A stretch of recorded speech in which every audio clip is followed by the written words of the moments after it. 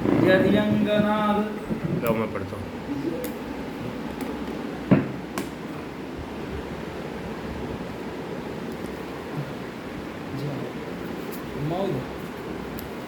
ना वैसे पढ़ते इधर ठीक रहेगा।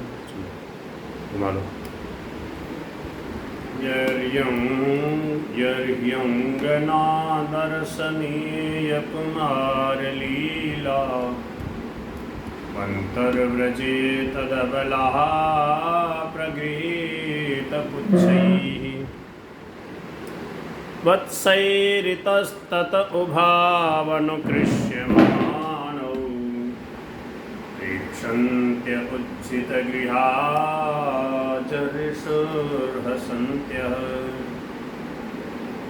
शिशु लीला कन्हैया की स्त्रियों के मन को आनंद देने वाली जिनकी सभी लीलाएं हैं,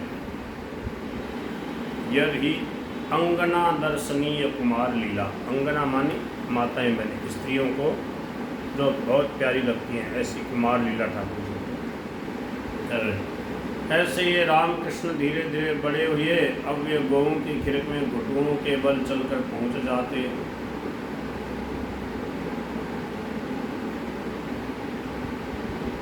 और वहाँ गौओं की पूंछ पकड़कर लटक जाते। वत्सैरितस्तत उभौवनुकृष्यमाणो प्रेक्षन्ते उज्झितगृहाजरिषुर्हसन्त्यः। गौवें जहाँ जहाँ भी जाती, आप भी पूंछ पकड़े उनके पीछे पीछे खिंचते जाते थे। उनकी इस अद्भुत लीला को देखने के निमित्त ब्रज की समस्त गोपिकाएँ अपने घरों का काम छोड़ छोड़ कर वहाँ दौड़ी आती और उन्हें देखकर आनंदित होती। प्रेक्षन्ति उज्जित गृहाओं घरों को छोड़कर जरिषु हसन्त्य हंसती हुई जरिषु आनंद का अनुभव करती। सर्वदा एक रस रहने वाले वे परिपूर्ण सर्वरूप आनंद घन अब धीरे धीरे बढ़ने लगे। सर्वदा एक रस रहने वाले, सब जगह समान रूप से व्यापक वे परिपूर्ण सर्वरूप आनंद घन अब धीरे धीरे बढ़ने लगे। पानी को पप्पा कहकर मांगते, माँ माँ कहकर यशोदा जी को पुकारते, रोटी को लोती कह देते, माथन माथन कहकर हाथ पसारकर माता से मक्खन मांगते। माथन कहते, मक्खन को माथन। माता को इनकी तोतली वाणी से परम आनंद होता है। वे बार बार अपने लाल पर प्राणों को वारती, क्षण क्षण में छाती से लगाकर उनके मुख को चूमती। बलदेव जी इनसे बड़े थे, इसलिए वे भी इन्हें हमेशा अपने साथ ही रखते। 1 साल बड़े हैं बलदेव जी, 1 वर्ष पहले हुए ना, 1 साल बड़े होंगे। बलदेव जी इनसे बड़े थे, इसलिए वे भी इन्हें हमेशा अपने साथ ही रखते। दोनों भैया पास ही पास खेलते। छोटे छोटे बच्चे होते हैं ना, पास में खेलते हैं। छोटे छोटे बच्चे होते हैं तो एक दूसरे के पास में चले जाते हैं। बलदेव जी तो थोड़े पैरों से चल भी लेते थे, किंतु ये घनश्याम तो घुटनों के ही बल अभी रेंगते।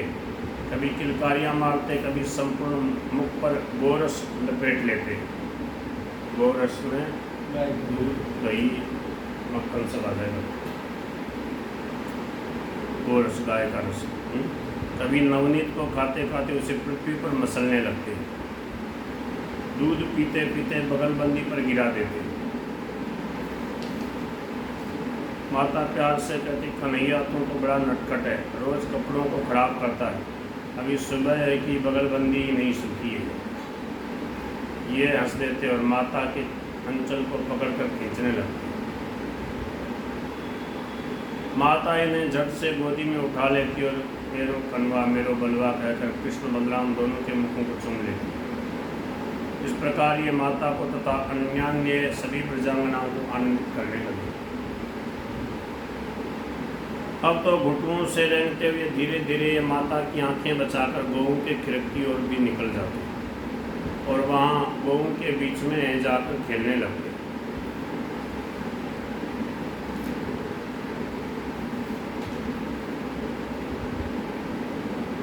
माता को जब पता चलता तो वह दौड़कर इन्हें पकड़ लाती और कहती, कनवा किसी गाय ने पैर रख दिया तब तो वैसे ही चला जाता है।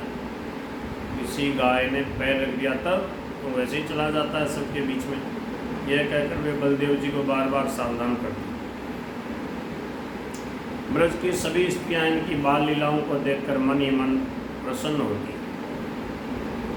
वे अपने घर का काम छोड़ छाड़ कर कन्हैया की बाल क्रीड़ाओं को देखने के लिए आ जाते। घर का काम छोड़ कर सब कन्हैया की बाल लीलाओं को देखने के लिए आ जाते। कभी कोई थोड़ा सा माखन इनके हाथ पर रख देती, ये झट से उसे खा जाते। कभी खाते खाते थूक देते, कभी खाकर फिर उसकी ओर हाथ बढ़ा देते और तोतली वाणी से कहते ओला ओला। सखियाँ खुश हो जाती और इन्हें बार बार माखन देती। एक दिन आप माता से आंख बचाकर गौओं के बड़े खिरक में चले गए।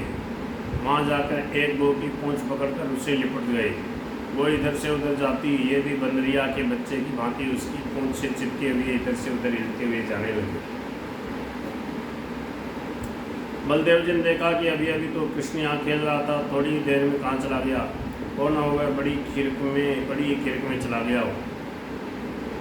यह सोचकर बलराम जी जल्दी जल्दी खिड़की की ओर गए। वहाँ क्या देखते हैं कि सरकार पूंछ से लिपटे हुए झोटा खा रहे, झूल रहे।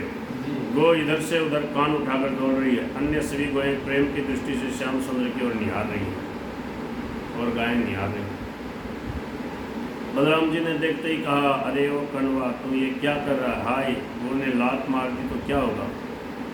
सरकार हंसने लगी और एक हाथ से पूंछ पकड़कर दूसरे को जमीन पर टेक दिया।